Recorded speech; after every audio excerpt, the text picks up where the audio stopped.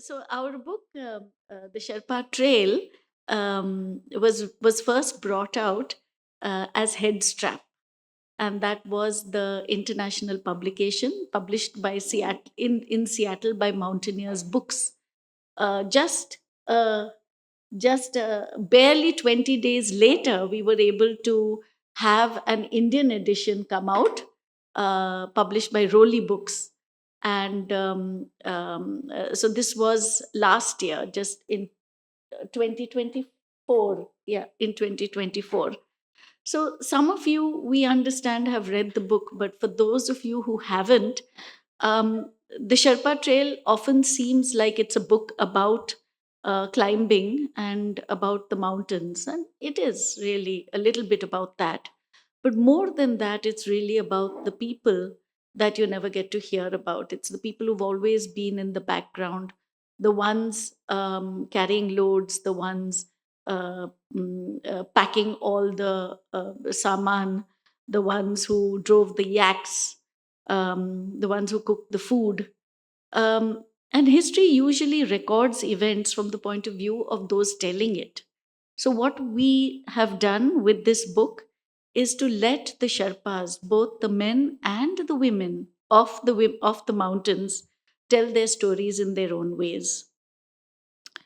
So, before we go a little bit further, I'd like to clarify that the book is not about all Sherpas, nor is it even about the Sherpas of Nepal. Our book is about the Sherpas of Darjeeling. And that holds a very, very special place in the history of exploration and expeditions. And to understand a little bit about that, I think Darjeeling itself appears in our book almost like a character. So let me first tell you a little bit about. Uh, oh, okay. Mm. So Darjeeling, you can see the red dot there, is situated in northern West Bengal, and it's close to the borders of several countries. There's Nepal, Tibet, Bhutan, and Bangladesh. The the third highest peak in the world, Kanchenjunga. So this is a photograph taken just from the garden of Navangombu. In fact, just outside his house, the photograph was taken from there. Navangombu was the first Sherpa climber, or the first climber, in fact, who climbed Everest twice. So the first man ever to climb Everest twice, and he later went on to become the the mountaineering chief at Himalayan Mountaineering Institute. So this was a photograph taken just a little away from his house, and in most places in Darjeeling on a clear day, Kanchenjunga hovers in the background, almost close enough to touch. Um, our story starts about 200 years ago. Huh? Yeah. In the early 1800s, most of India was under British control. Darjeeling was then a completely hilly, nondescript place. It wasn't in anybody's reckoning. And it belonged to the King of Sikkim, which was a small principality and that later became a state in independent India. The British discovered Darjeeling and they wanted it primarily for its strategic location because it was so close to so many international borders, but also because Britain at that time was looking, not British, the East India Company, I should say, was looking for hill stations, for places where soldiers could recuperate, where families could migrate for the hot summers from the plains. And Darjeeling was considered to be a perfect spot in order to do that. And in 1815, part of what is now the district of Darjeeling was taken over by the British. I'm not going to go right now into how the colonialists took over land in those days, but let's say there was a lot of arm twisting, skullduggery, underhandedness, and all that involved. But Darjeeling was taken over, and the East India Company quickly started setting up, building sanatoriums for the ailing British soldiers and holiday homes for the officials. So this is Darjeeling. This was not in 1815. This was much later. cars had come on the roads by then, but it was still very early in the development of Darjeeling. By the 1830s, the first tea estates were also established. The terrain was perfect for growing tea, and it meant that Britain was no longer dependent on China for its supply. So, large scale tea cultivation also began, for which much more land was needed, and it was acquired by the annexation of the surrounding areas until Darjeeling grew from what was originally a small tract to the district it has become today. This is one of the early tea estates. In fact, it is Ranganit Tea Estate. It soon became a magnet for rulers and for people seeking all kinds of employment. This was Darjeeling sometime in the late 1800s. In 1850, the Trigonometrical Survey of India, that had been started to map the length and breadth of our country, discovered that Peak 15, later named Mount Everest, was the highest in the world, and several other peaks was the highest in the world, and several other peaks were well over 8,000 meters, dwarfing anything else close by. So by the end of the 1800s, explorers, hunters, botanists, climbers were scrambling all over the Himalayan mountainsides, and soon climbing Everest became the ultimate dream for many of the people who came to the region. So, Everest itself is situated on the borders between the countries of Nepal on its south and Tibet on its north. At the time, Nepal was closed to all foreigners, and the only route for expeditions to Everest was from Darjeeling, north through Tibet and up the northern face of Everest. So they went from Darjeeling into Tibet and round the back and up the northern face of Everest. In fact, until 1949, when Nepal finally opened its doors to outsiders, all expeditions to Everest and all other Himalayan peaks and even to the Karakoram were launched from Darjeeling. So, this is one of the early photos of loads being packed at the start of an expedition. Unlike in the Alps, these expeditions took months to complete, and the logistics and manpower needed were immense. Mountain tribes who lived at high altitudes and were used to carrying loads were soon found to be the best people to employ for the work of carrying loads up the mountain.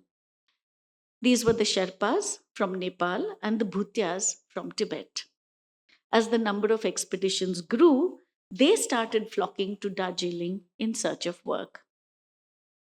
So, our book is about these communities who came from Tibet and from Nepal and settled down in Darjeeling, took to a particular kind of work, and enabled the climbing of the Himalayan giants.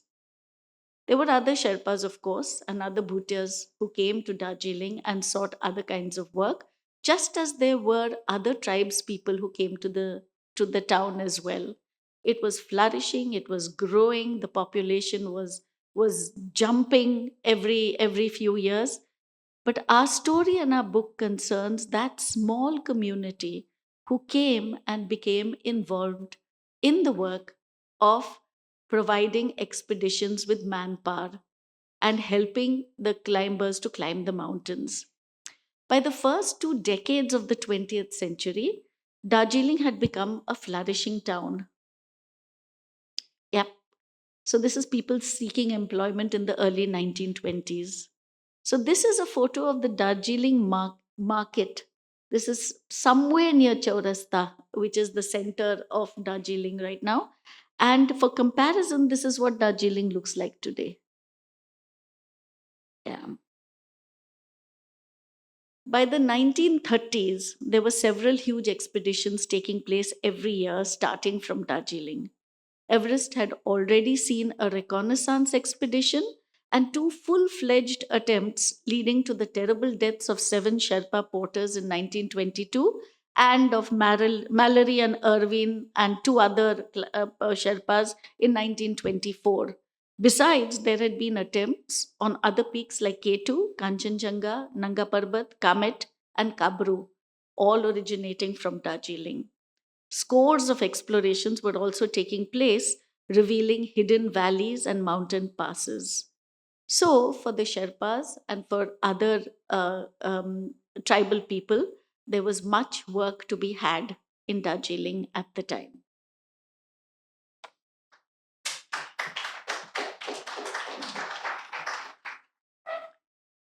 So it's appropriate now to introduce an organization that was to play such an important role in the welfare of the Sherpas of Darjeeling. And that provided much of the information that we have today on the early Sherpas, the Himalayan Club. The club was started in 1928 in response to the growing expeditions and exploration of the Himalaya. Its job at the outset was to facilitate these expeditions, help recruitment of porters, and obtain permissions, but it soon became much more. In 1934 and 1937, there were two absolutely disastrous expeditions to Nanga Parbat. In the first one, 4 climbers and 6 Sherpas lost their lives. Some Sherpas froze to death, hanging on ropes. In the second expedition, 11 Sherpas were buried alive in an avalanche. The realization that very little was known about these Sherpas led the local secretary of the club, Joan Townend, to start keeping records of all Sherpa climbers. They were issued chit books where their expeditions were recorded and leaders would write comments on their work. More importantly, a special badge was introduced, the Tiger Badge. The strongest and the most skilled Sherpas should be identified and rewarded with better pay, which was to apply only when their special skills were applied. Otherwise, these higher rates might preclude them from getting employment on ordinary expeditions. These specially selected Sherpas would be officially called tigers and be awarded the Tiger Badge. It was not just because they climbed a certain peak that they got awarded the Tiger Badge. It was because of their service over many expeditions that certain Sherpas were selected as the outstanding Sherpas to get the badge. The Himalayan Club Committee was to take great pains in the years to come to ensure that the correct porters got the badges. In all, 65 Tiger badges were awarded till 1965.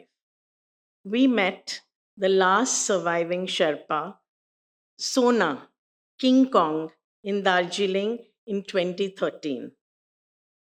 I read from the book. We met our friend Furtemba at the Tungsung Gompa and walked the short distance to his tiny 2-room house.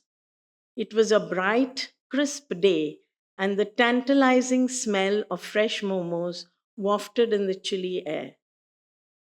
In a minuscule area outside one building, a large gray haired man sat patiently on a little stool while a young woman poured mugs and mugs of water on his head and admonished him gently. We sat in Furtemba's home, and 15 minutes later, the gentle giant that we had seen being washed by his daughter came ambling shyly into the room. You see, he was quite addicted, very fond of alcohol. So he was probably very drunk that morning and he had to meet us. So his daughter decided that he has to get rid of all the smell and all the effect. So and it was a cold day. She was pouring this cold water on him, and he came like a little dog shaking his head and his whole body. It was such a lovely sight. So we sat in Furtemba's home. For 15 minutes later, the gentle giant we had been seen being washed by his daughter came ambling shyly into the room. He rubbed his head, sprinkling droplets of water everywhere, perhaps no idea of the historic mantle he carried on his shoulders. Sona was given the nickname King Kong by Tenzing because of his strength and unstoppable energy. He had no clue, however, about the badge. We showed him a picture and he nodded in slow recognition. Something stirred in his memory. I was given a medal. I thought, there's nothing special I have done. How did I get this? More than once he repeated that he was a nobody and had nothing to offer anyone. After listening for half an hour, Furtemba could keep quiet no longer. Excuse me, he interjected. Mr. Sona is saying that he had nothing, but he had a lot. He was young, he had energy, and he had so much energy. That's why Tenzing Sherpa took him into the mountains. Sona looked at Furtemba in wonderment, nodded his head, and said, Yes, that's right. And both men laughed. Sadly, Sona died a year later, and our dear friend Furtemba passed away this February. So many of those in our book are no longer with us. In 2013, the Himalayan Club instituted the Garud Medal not to replace the Tiger Badge, but to recognize and honor support staff on explorations and expeditions in the Himalaya from any region. It was May 29th, 1953, that changed everything for the Sherpas. Tenzing Norgay and Ed Hillary became the first men to climb Everest, and the word Sherpa became a household name. Hamro Tenzing Sherpa le chadyo himal chuchura जमकर बाजे खेचाड़ी जमके नाचो मुजुरा सागर माथी चमकीले नेपाल तारा टेन्जिङ लाई चाको पार्यो विशाले शाबाशी दे भाई. So this is a song that was written for Tenzing.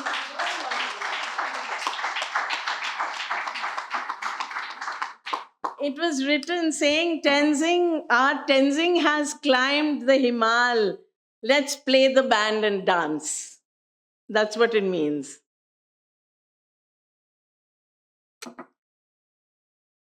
Gangla, the house that the people of India built for Tenzing, when he returned as a hero after conquering Everest, is 3 stories high and sits on the eastern slopes of Darjeeling, away from Tungsung and the HMI.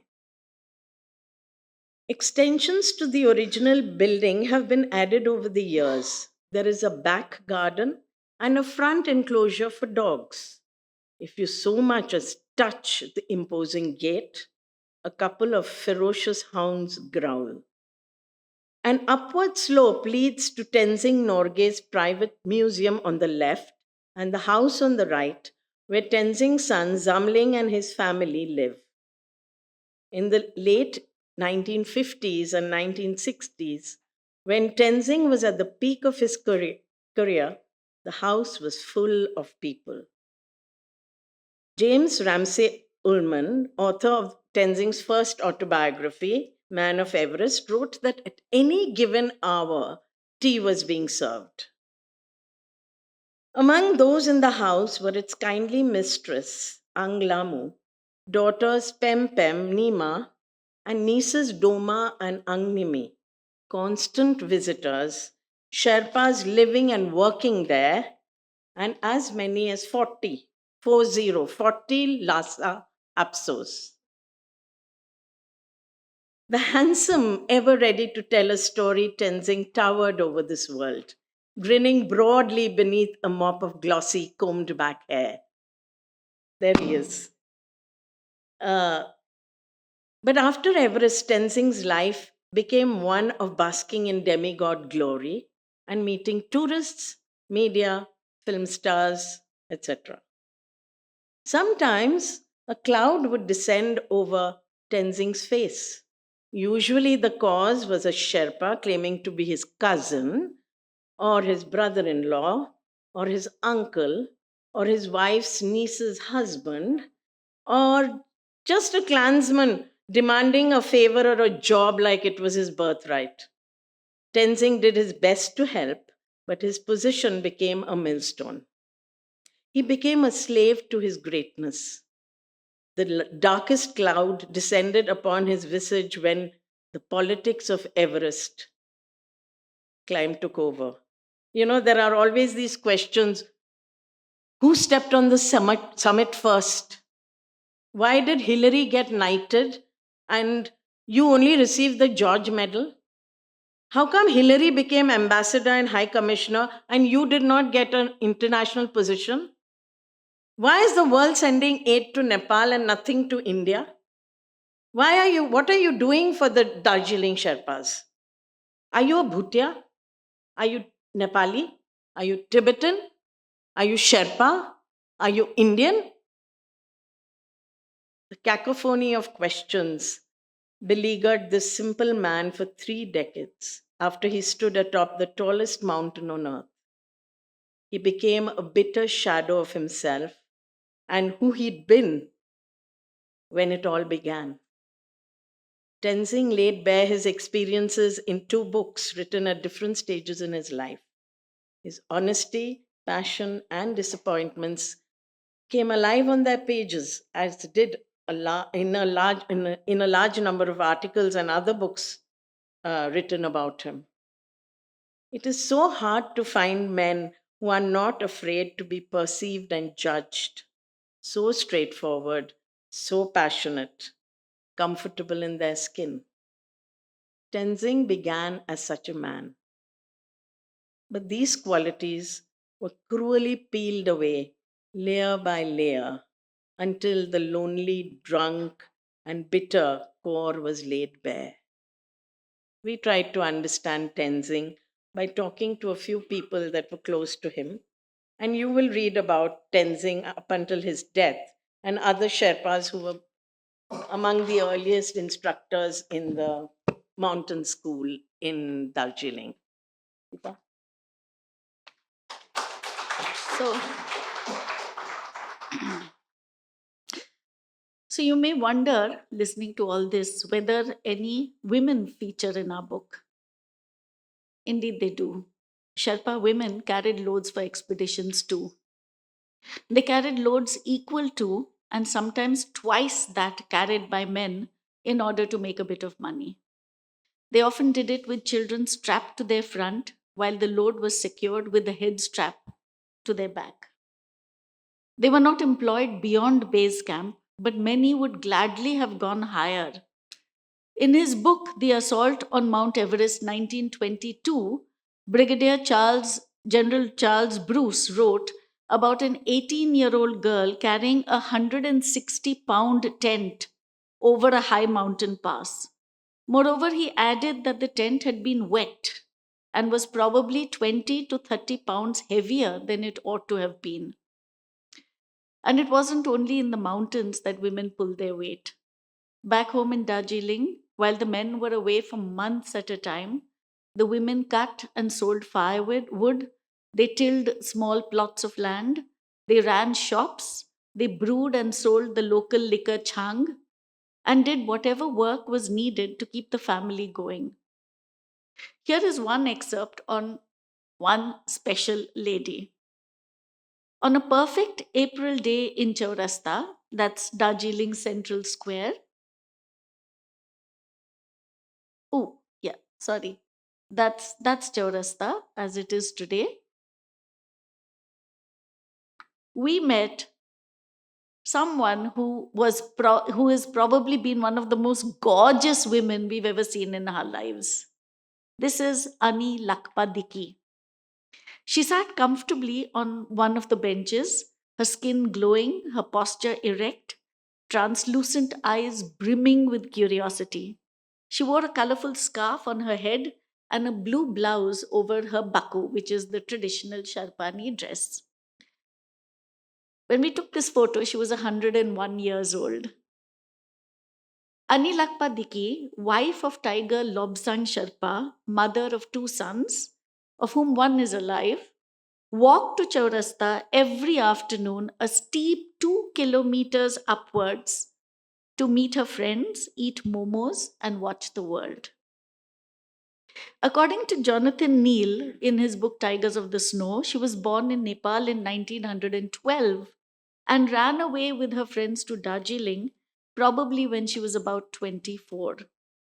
She found work as a porter on treks and expeditions, carrying loads of up to 30 kilos.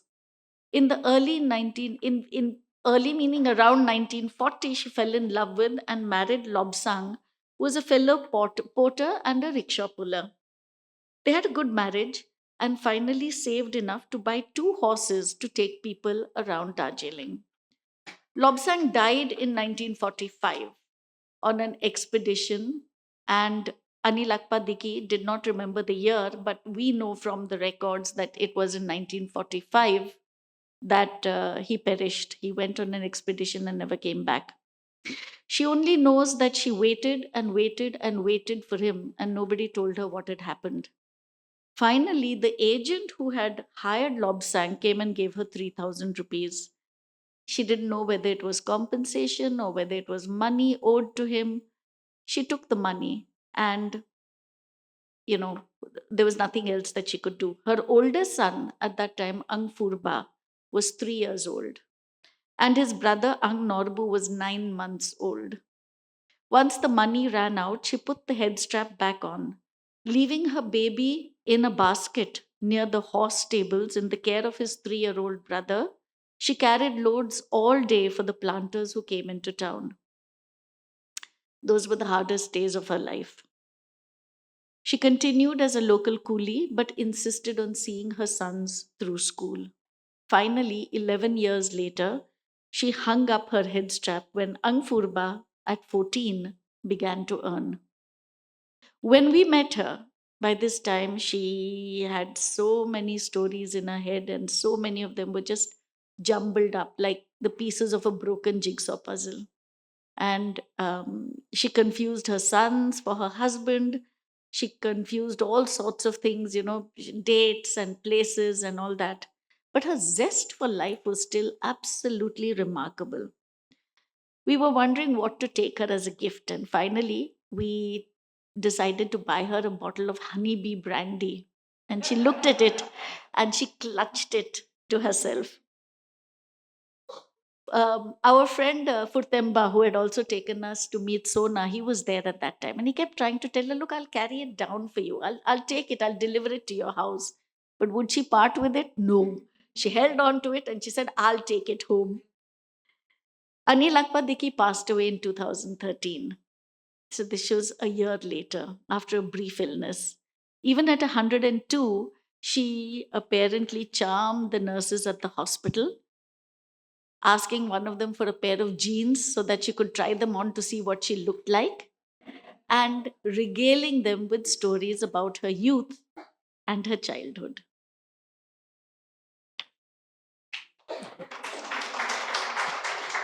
When we met Anil Akpadiki, we asked her what is the secret of. We touched her skin. It was so lovely and like butter.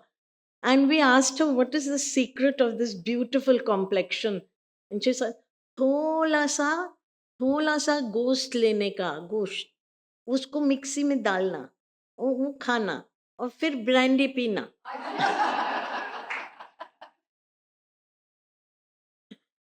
So yeah, so it was lovely.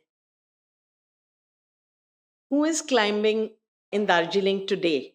The children of old Sherpas who came to town over 100 years ago are now educated and seek jobs in the civil service or the army. Despite the advances in gear and techniques, climbing remains one of the most dangerous jobs on earth. For a period in the 60s and 70s, as the center of climbing shifted to Nepal. So the country was closed during the time of the colonists, but opened up later on. So they never got colonized. And as soon as they opened, the South Col route to Everest was much, it is supposed to have been much easier to reach the top. So that became the popular route to the top of Everest. And so the climbing shifted to Nepal.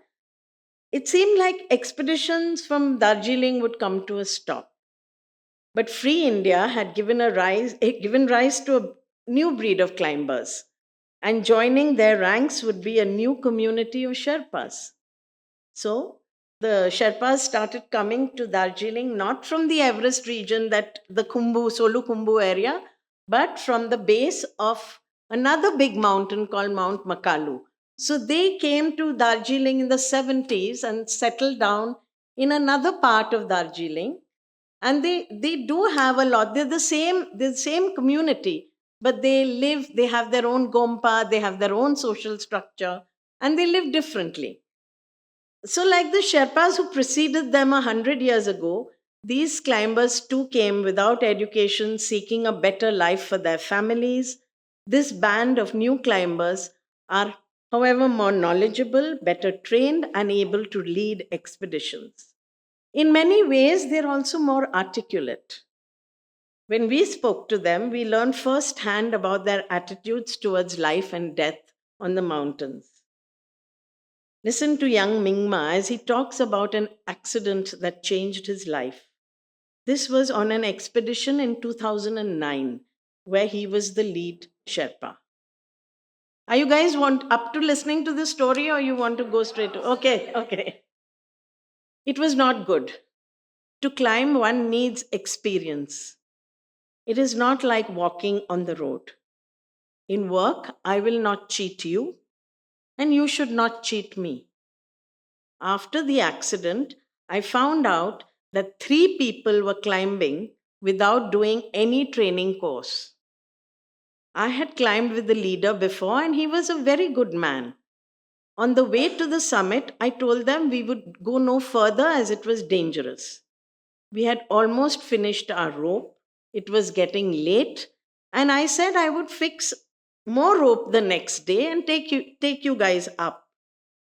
But one member started shouting at the leader. Finally, the leader gave in to him and said, "Why stop so close to the summit?" So I said we would go as far as the rope and then return. They agreed. So I fixed 50 meters of rope, and again they insisted that we should continue. So I cut the remaining 20 meters of rope that I had, and we roped up. It was a big risk, but we managed to reach the summit at 1:30 p.m. At the summit, that same member was shouting, slipped twice, opened his jacket, and I finally understood that his brain was changing. I zipped him up and I put him in the harness, and I told him that the summit is not done till we get down safely. We need to go carefully back to the fixed rope. The other Sherpa on the rope team, Ang Dorji, was in front, followed by the expedition leader, then the other climber, and lastly Mingma. Suddenly, Mingma said, "The climber slipped and took us with him. We fell into a crevice. He fell in first, his head must have hit the ice. When I regained consciousness, I saw that he was dead, and I went mad." At this point, while telling us the story, Mingma Hapshe broke down completely. When he kind of collected himself, he said, "I was thinking this man must be having children, a family, wife. I was not married at the time.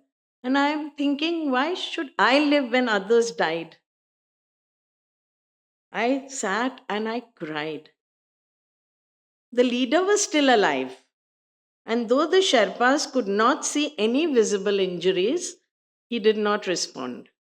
Mingma and Angdorji began warming ice in their mouths and transferring it to the leader's mouth. They rubbed his hands and feet, covered him with their jackets, but it was no use. "What to do?" said an anguished Mingma. He didn't live.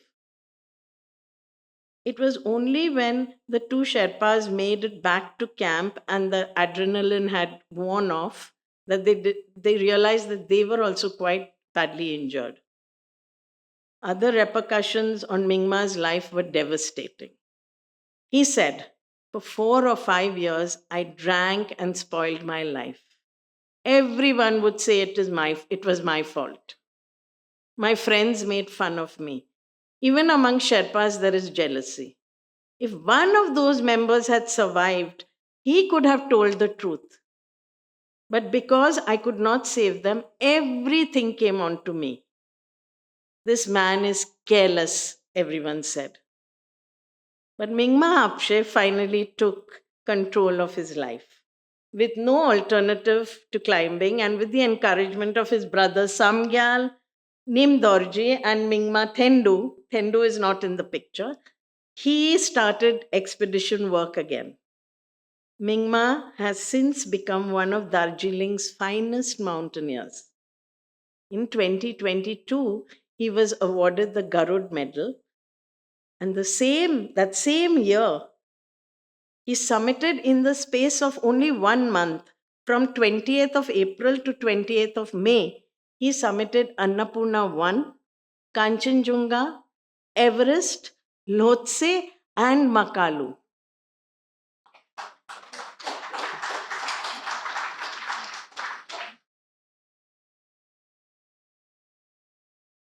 So, what will you see if you go to Darjeeling today? If you go there, you will see that Mingma's children go to school, as do the children of all the other climbing Sherpas. The older Sherpas, of course, their children went to school. The children after that have gone to school. None of them, not a single one of them, is a climber. They run travel agencies or they run climbing agencies. This new breed of Makalu Sherpas, also the new community that has come up, their children also go to school now. One of the most important people that we met in Darjeeling, someone who became a mentor to us, someone who is a repository of information on all matters Sherpa and who carries a deep, deep pride in his Sherpa culture and background, is Dorji Latu. This is Dorji Latu. He said, I've been in the middle. I knew the old climbers who participated in history making expeditions. So Dorji Latu married Tenzing Norgay's niece.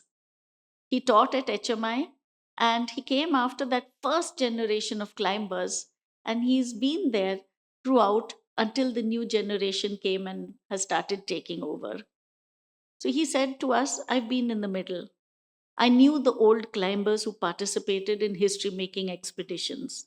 I came after them. And now I am before this new lot of Sherpas who climb Everest like it is a walk up a hill. Among these new people, I am too old, so I don't fit in anywhere. At the age of 9, I was doing all sorts of things. I had to support my mother and my brothers. And later, I had a wife and 3 kids to support. He was teaching, he was an instructor at HMI. My salary was not enough, so I went on expeditions. I went to Germany and Switzerland to do manual labor on farms, cleaning pigsties, cowsheds, working in factories, cleaning and sweeping and putting things away. I was not skilled. I did the most menial jobs for extra money during the HMI vacations. On weekends, I would take executives climbing in the Alps. It was hard work. All my life, I have worked under someone for someone. I have given my own children, even Doma, his wife, the happier parts of my life. The other parts remain private. His words remain true for many of the climbers of today. We were told many stories, and yet we know that many other stories, the most private stories, the saddest stories, sometimes the stories that were buried so deep that they had forgotten that they existed, that those stories did not come out and we weren't told them. But by going on this journey, we spent 10 years from 2012 to till 2022 when we started writing, when the book came out. We went to Darjeeling every year, sometimes spending 15 days there, sometimes spending a month there. living with the Sherpas, talking to them, following up leads, going to Gangtok, and in between, meeting with other climbers who knew them, talking to people abroad, looking up archival material and books, and amassing a library, everything that had been written about the Sherpas. But it was the trips to Darjeeling that both humbled and educated us. And writing this book has been a life changing experience. We now in Darjeeling have friends whom we love and deeply respect, to whose houses we go to, and to whom we will return again and again to drink chai, to eat momos, and to celebrate lives that are all too fleeting. Since we started the book, so many of the people we interviewed have gone. They've just left us. In an introduction to the book itself, we have mentioned a number of people who are no longer there. You saw pictures of a few of them. Ani Lakpadiki, Furtemba, Sona Sharpa, Topge, Pem Pem, Tenzing's daughter, with whom we had lovely, lovely, lovely meetings.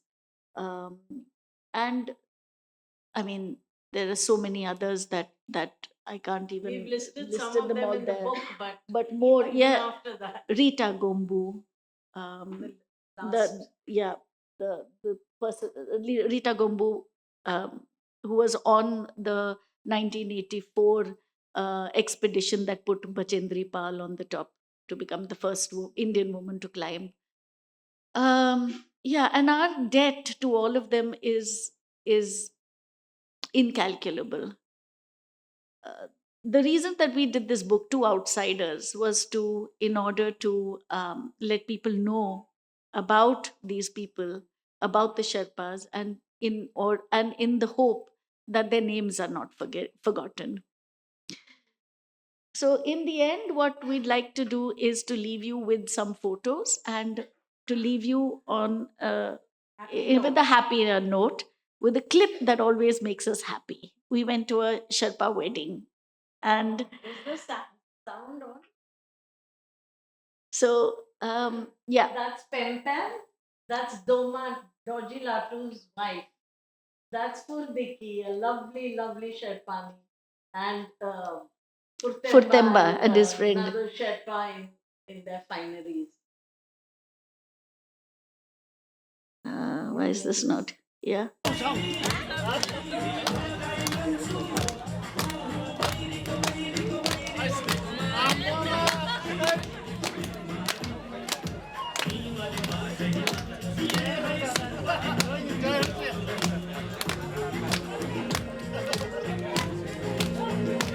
You can anyway record.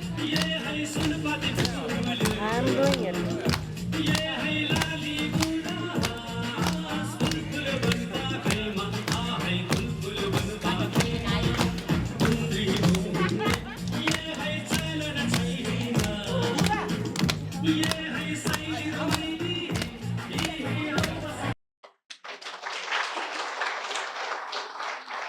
Thank you.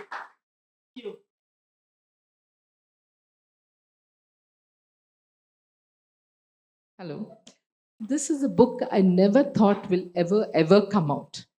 So, thank you so much.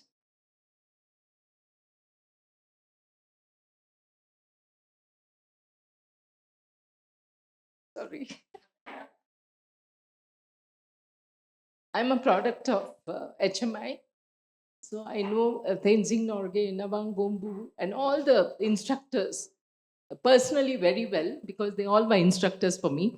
And some of you here, Smita, I think Arundhati, they all are products of HMI also, Himalayan Mountaineering Institute. So we know them personally so well, and amazing how you ladies have brought out such a beautiful book. Thank you so much for that. Yeah. In fact, we should do the question because you have so many stories to tell us. Thank you. With over about 150 interviews and so many hours of tapes, recordings of the tapes, how did you select which Sherpas to write about in the book? I'm amazed actually. Uh,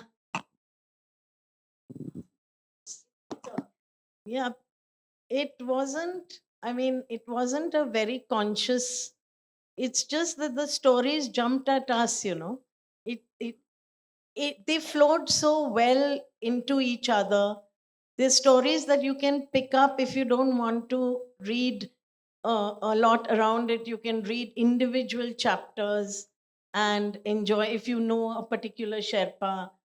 And what I really have to say here is that the people we haven't talked about were not less important. They were equally important. They had many stories. There were, but because because we were a little late in our arrival in Darjeeling to do this to research this mammoth project. Many of the Sherpas that we should have spoken to firsthand were no more. The golden age of climbing, those Sherpas, Ang Shering, Ang Tharke, Tenzing Norgay, Nawang Gombu, all of them were gone. There were a couple, maybe Topgay, who was very old and very unable to speak, and one or two others from that group of the early HMI instructors that were still alive. So all our stories came from their families, from their records, from their diaries, from their documents, from their papers. And the research, of course, table research was done for the history of Darjeeling and the Sherpas, etc. That, yes, and Western accounts.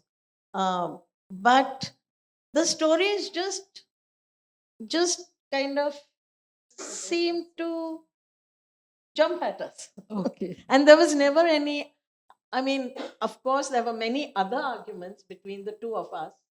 And we worked so much in sync that even we can't often recognize who wrote what, who, you know, who did which bit. But we didn't have any arguments about the stories that came into the book. Okay. And I also, can I Yes, add please. something? Please, I yeah. think also the fact is that 10 years is a long time to be with the community and to get to know people.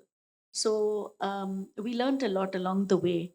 And after a while, people forgot that we were there as interviewers. They forgot that we were there. We'd become friends.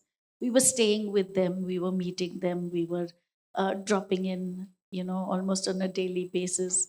And we realized somewhere along the way also that there were some things that were said that maybe they would have not wanted in the book.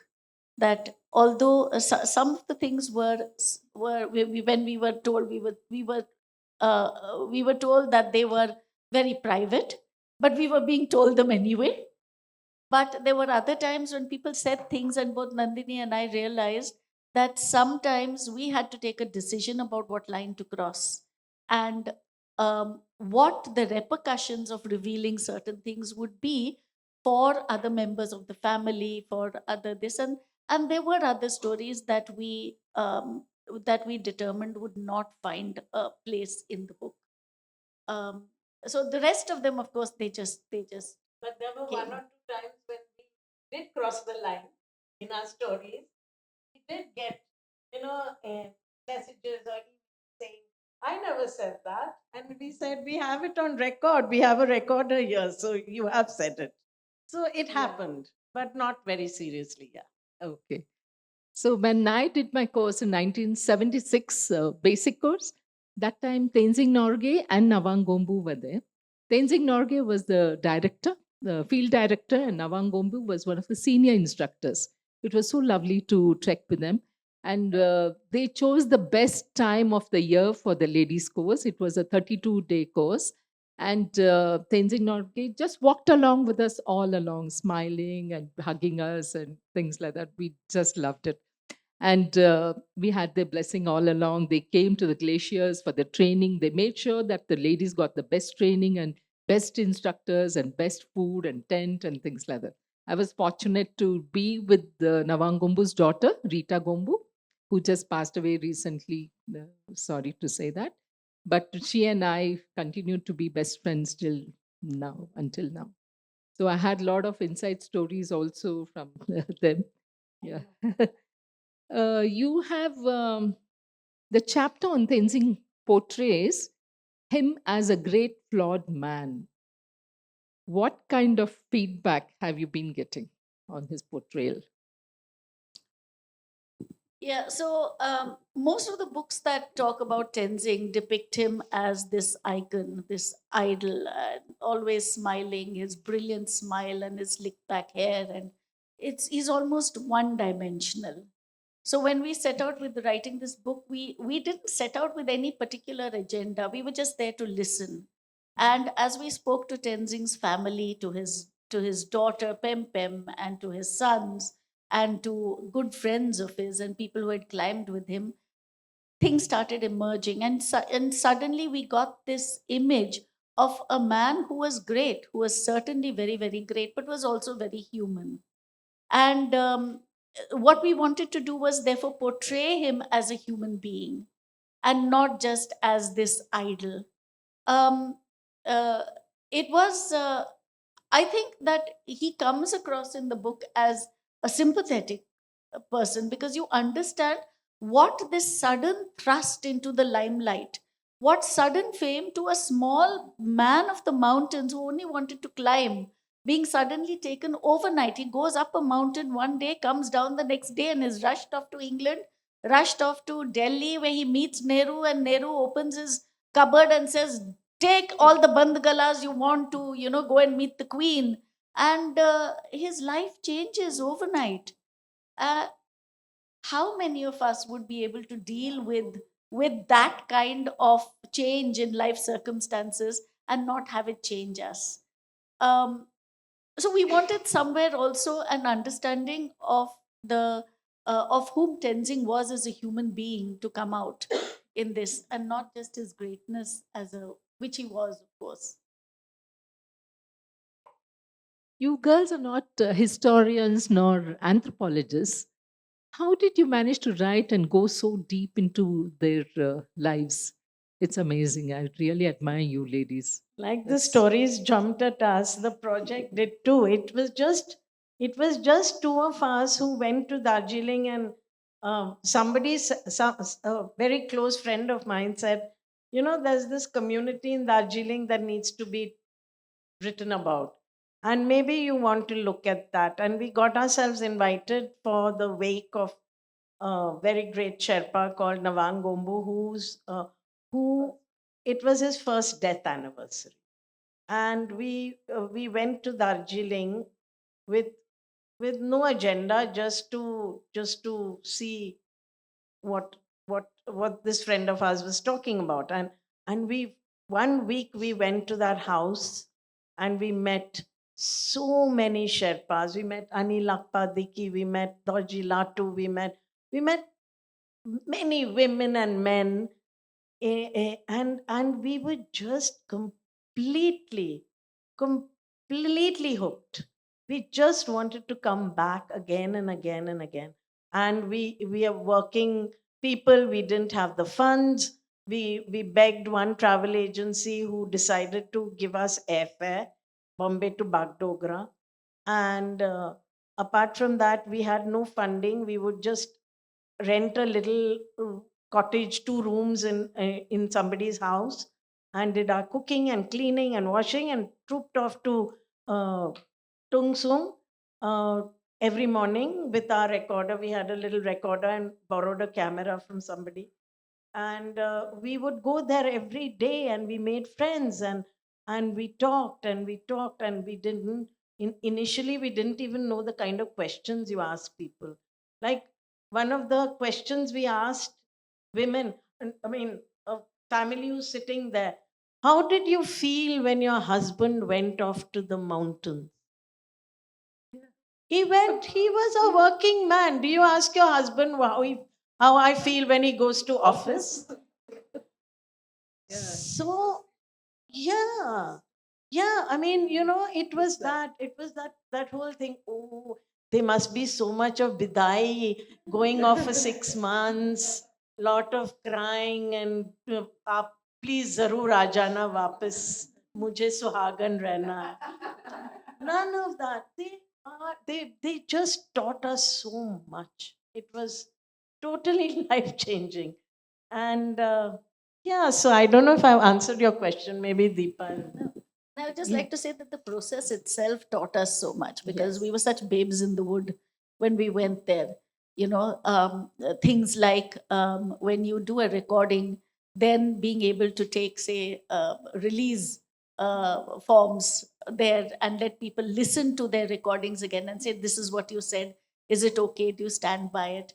Can we? Because a lot of the material we've collected now, we cannot send to any archival library to eternalize because the Sherpas no longer are alive.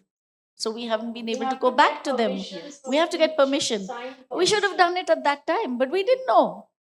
As we were learning, even the process of asking questions, we were learning what it means to conduct an oral history project. We will listen. We came to the Bangalore once and paid hell of a lot of money for a seminar on oral history to learn how to conduct interviews. And we went back even more confused because because it was just, I mean, we couldn't. Yeah, yeah. So we said, no, we are bumbling along. That's better. So then, and in retrospect, there would have been, maybe we should have been more organized. There were so many people that we didn't interview, like you, for example, which we should have. Thank you. Yeah, next book. Yeah. In fact, some of the Sharpani women, I know of one who had delivered a baby during her Everest expedition. She carried the load, she delivered a baby also. I met her also, and she was coming back also after the giving birth to a baby also.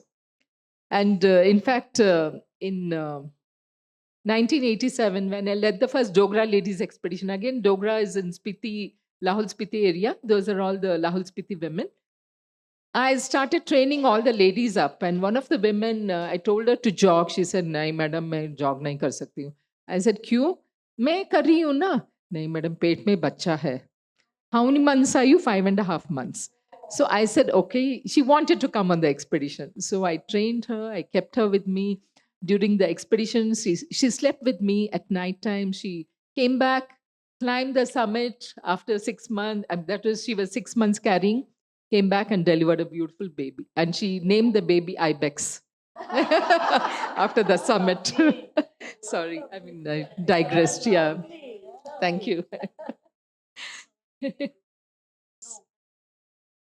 One more question I have, please. So, after writing this book, how do you think the lives of the Sherpas will change in Darjeeling? So, firstly, we have a big apology for the Sherpas in Darjeeling. We wrote this book. We won many awards. It's been recognized everywhere. And we took it to Darjeeling. We had a lovely, lovely ceremony and lunch in the Gompa and presented the book formally to the Sherpas there. And many of them looked at the book and turned the pages and saw, some of them saw their photos, some of them saw their friends' photos.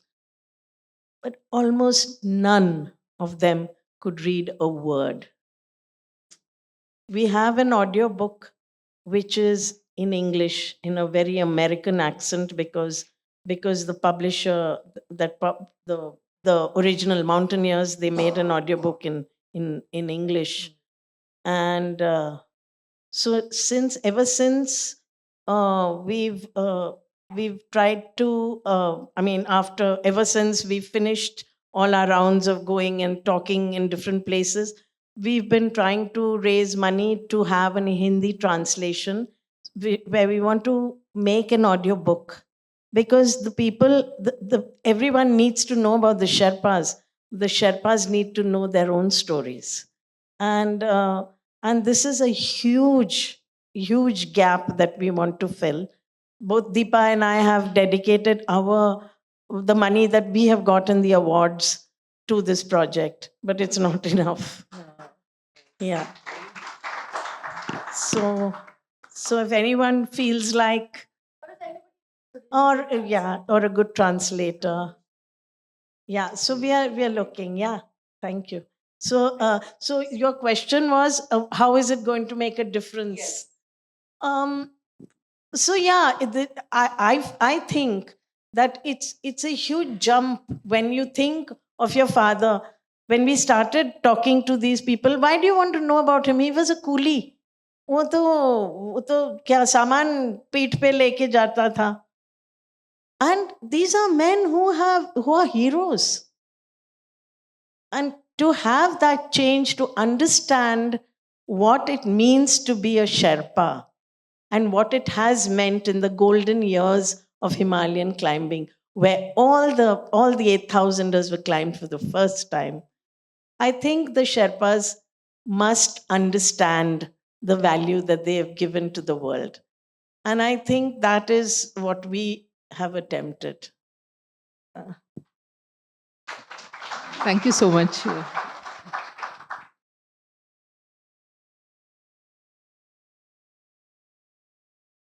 Mine is not really a question. I think you have a background in economics, so you would know about Margaret Mead and participant observation. What you have created is a monograph, right? Have you positioned it as a monograph with, academic institutions? Have you looked for research grants in this space for doing your translation? Have you approached Narayan Murthy's son, who's doing a lot of translation and who's funding a lot of such translation? I think that's something you guys seriously need to take on board. your phone number? Sure. My name is Nandini Vaidyanathan. You can Google me and you'll get my entire horoscope. Okay. Okay. Thank you, Nandini. Thank you. We really appreciate We will. some leads. But you should, because this is an academic work. I read the book because I picked it up last year at, when the BAM festival was going on, and I think your book was So can you launched. help us with the pitch? Help you with the pitch, most certainly. It will be my pleasure. But it's not just what should I say? It's not just a oral history of the Sherpas, and you come away feeling good about what you have written, that their story needs to be told, that they are unsung heroes, blah blah blah. Two things have to happen, Nandini. One is there has to be her question. There has to be in some way an impact on the Sherpas' lives. Yes. What you've brought to life, because Sherpa children are no longer going on expedition. There will come a time either a new community has to emerge or climbers have to fend for themselves. Yes. And being a climber myself, I know what a disaster that is. Yes. So that's number one. Number two, it's an academic work. It's a work of academic excellence. Okay. And I think you guys need to Position it like that. position it like that and take it seriously like that. Yeah. Not just as a good fun oral history project that you guys did. There are any number of American institution grants, for projects like this. I think you should explore those opportunities. Lovely, thank you.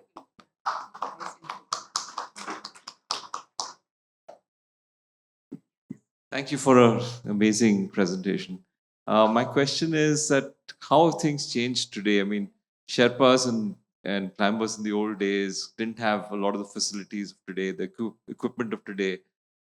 Do the younger Sherpas think the same way, or have they got very soft and they don't want to do things the way want to do the hard work? Because whatever you have with equipment, you still have to be fairly fit and put in all that effort. So how do they react today?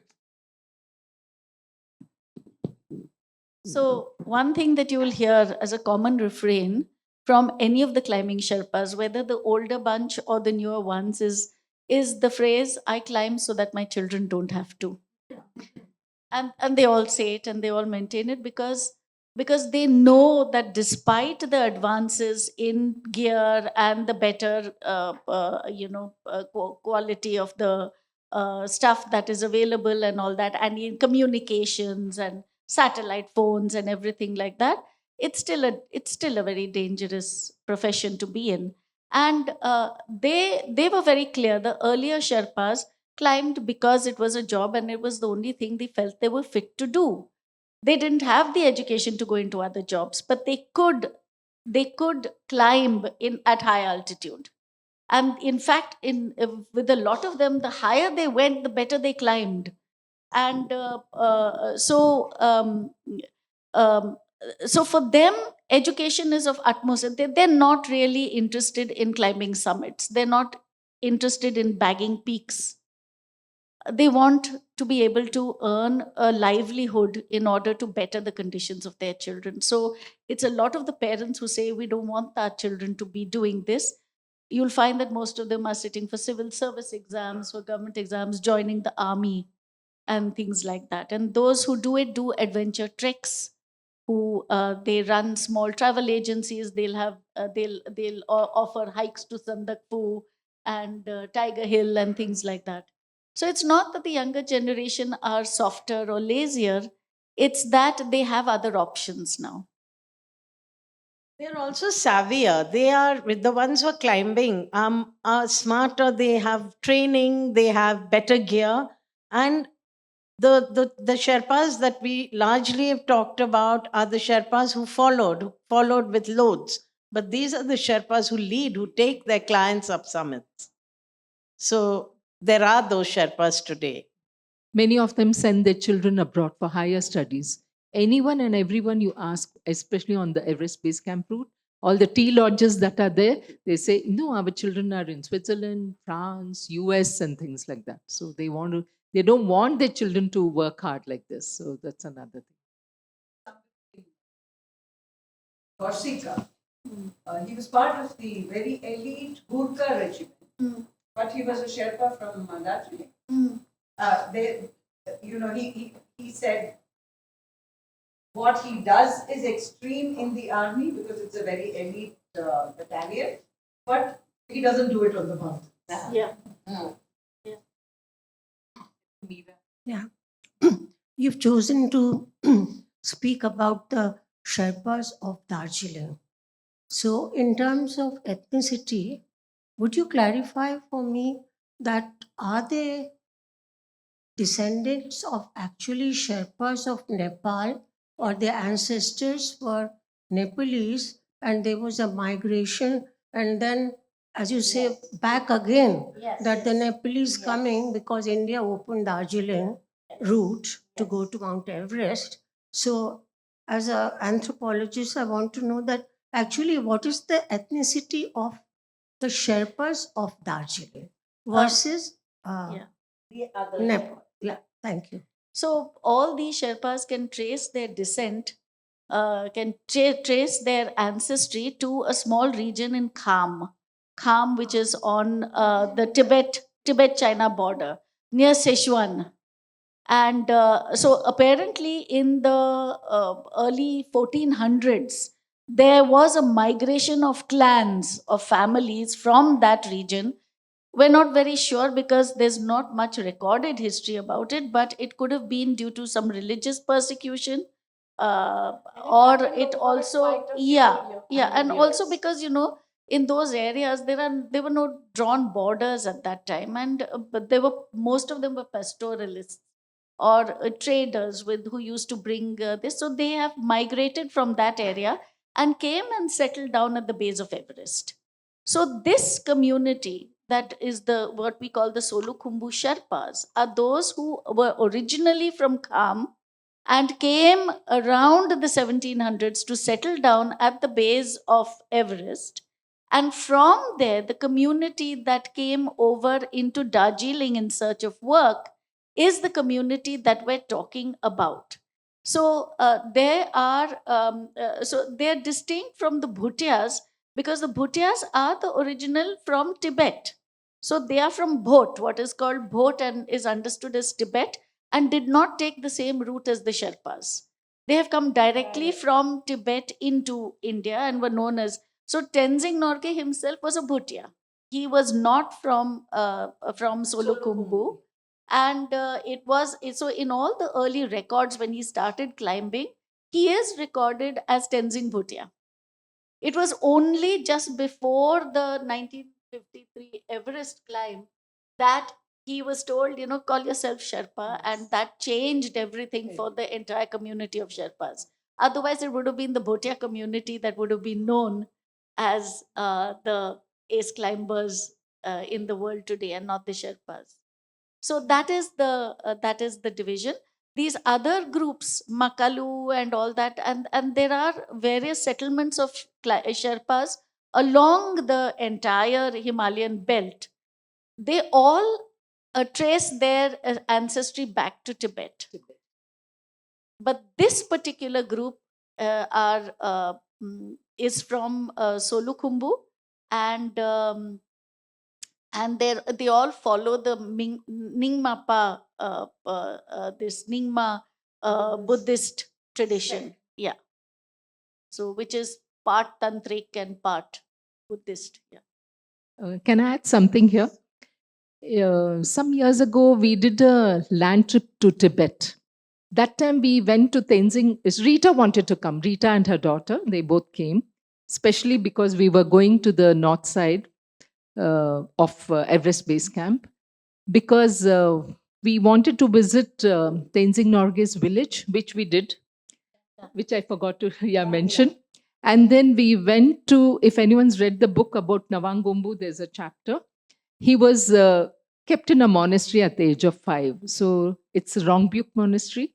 Rita and I went looking for the Rongbuk Monastery, and Lama took us around. She wanted to see from which toilet he escaped. From the toilet. Sewage.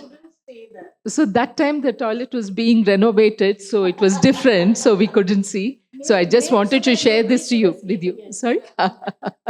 Yeah, just that I wanted to share. Thanks. You sort of answered part of my question. You said they were Buddhists, but I wanted to know, because they are so exposed to nature, and they're really exposed to the elements and all of that. So is there any such thing as worshipping nature is part of the Sherpa community? Yeah. Yeah, that's right. Like the Shinto religion in Japan. So you worship nature, and you worship the nature, mountain gods or whatever else. Is there anything like that? And are they a superstitious lot? Because, a lot of times they, based on, sort of omens and all of that, they will continue with their trek. Yeah, so yes to both the questions. There is a lot of animism in their worshipping. The Nyingma religion itself has traditions, has derived from the old Bom kind of Buddhist tradition. And so there's a lot of Tantra and Tantric worship that is involved in, which is basically evoking nature gods. And that is very much a part of the religion itself. And when you are exposing yourself, particularly in the olden days, when there was no support, when you were away for months at a time, when things were much more difficult, it was natural to be superstitious. So, in fact, for the longest period, most Sherpas would not climb to the top of a mountain, because the tops of all mountains were said to be sacred. So, a lot of the Sherpas would go up to almost to the top and then go no further. So, and that continues. Even now, there are Sherpas who will not go to the very top of the mountain, although that's been changing, of course, with exposure and whatnot. But the superstitions are still there, and they exist. When you talk to them, they'll say, if somebody says it's not a good day, they won't go. If somebody says that, like for instance, when Dorji Latu climbed Chomolari, and it was a joint Indian HMI plus Bhutanese expedition, and he went. They said, Chomolari is considered a very sacred mountain in Bhutan. So how are people going to take it about it being climbed? So the Jigme Dorji Wangchuk, who was the king at that time of Bhutan, he said, we'll make it into a pilgrimage. that you're going to the top to lay offerings to the gods. And so Dorji Latu was carrying in his backpack a copper urn which had within it prayers and all that. And he went and he laid it at the top and he came back. And then when the second summit team was going up, two men did not return. They disappeared off the face of the mountain. They were seen to a certain point, and after that, they disappeared. And when Dorji was going to go to rescue them or to go and find out what had happened, the rest of the team, all the locals, they said, "Don't go. You were under protection the first time because you were carrying up the offerings. If you go now, you are going to die." And he says, and he's a very rational man. In many ways, he's a very scientific man. And he himself says, he says, "I'm an atheist." But he said, at that moment, when they told me, "Don't go, you will die if you go up." And to also complicate matters a little bit, when he embarked on this expedition, his wife was pregnant with their third child. And he had decided that if he climbed Chomolhari, he would name his daughter Chomolhari because he was so certain that after 2 boys, he would have a daughter. And he came down from the top and he was told that he had another son. So Chomalhari did have her revenge.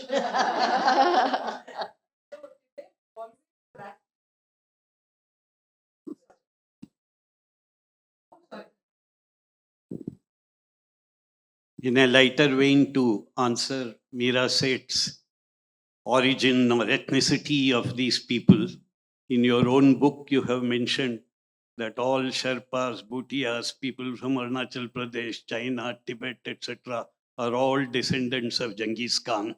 That whole belt. Yeah. They all are the same. They have the same features from extreme west to extreme east of the Himalaya. It is completely the same ethnicity, the same look. It's the Genghis Khan, high cheekbones. Yeah. I suppose you can say all Sherpas are Bhutias, but all Bhutias are not Sherpas. Absolutely. Absolutely right. Now, the question I want to ask you is, who is your favorite Sherpa? Before I read, Unfair. before I read this book, I thought Tenzing Norgay will be my favorite Sherpa.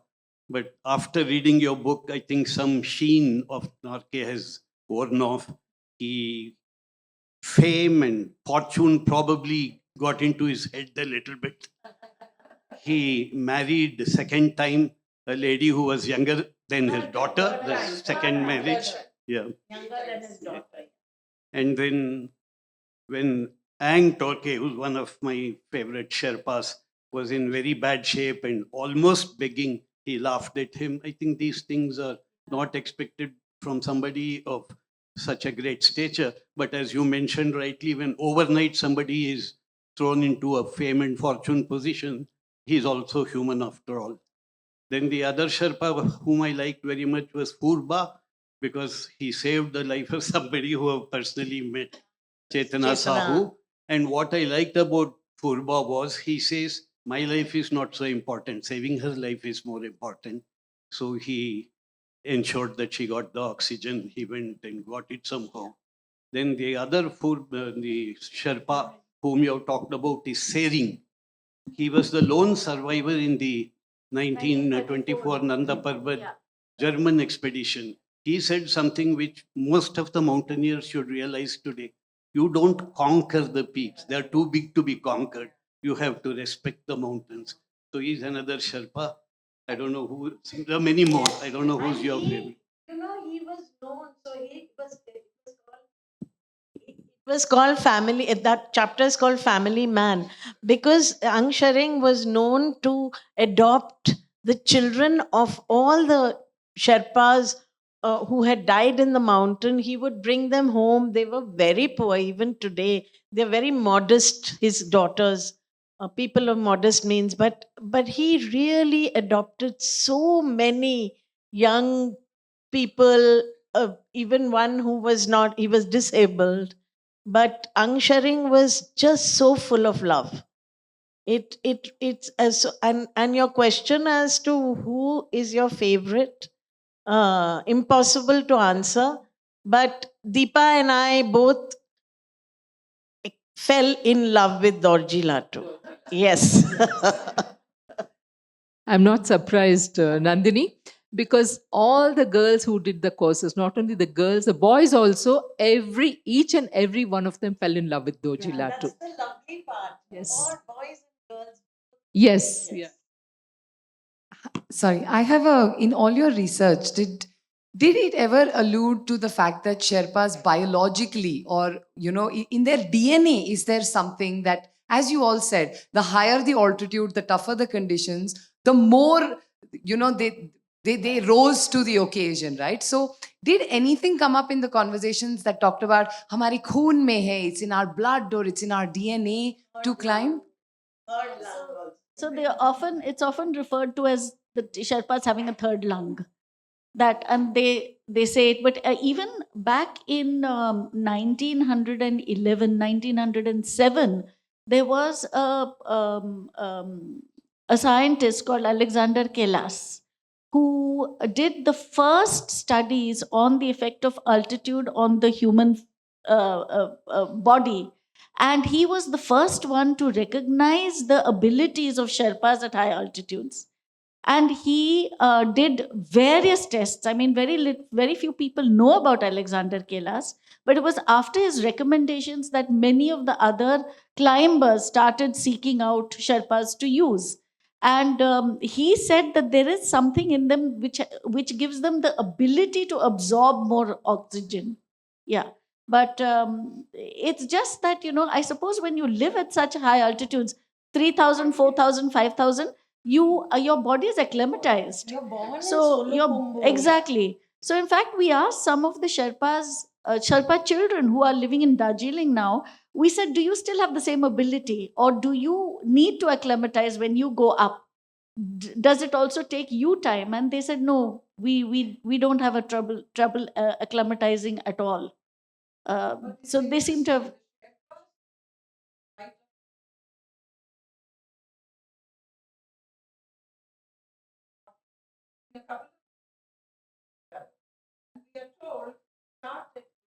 Hmm.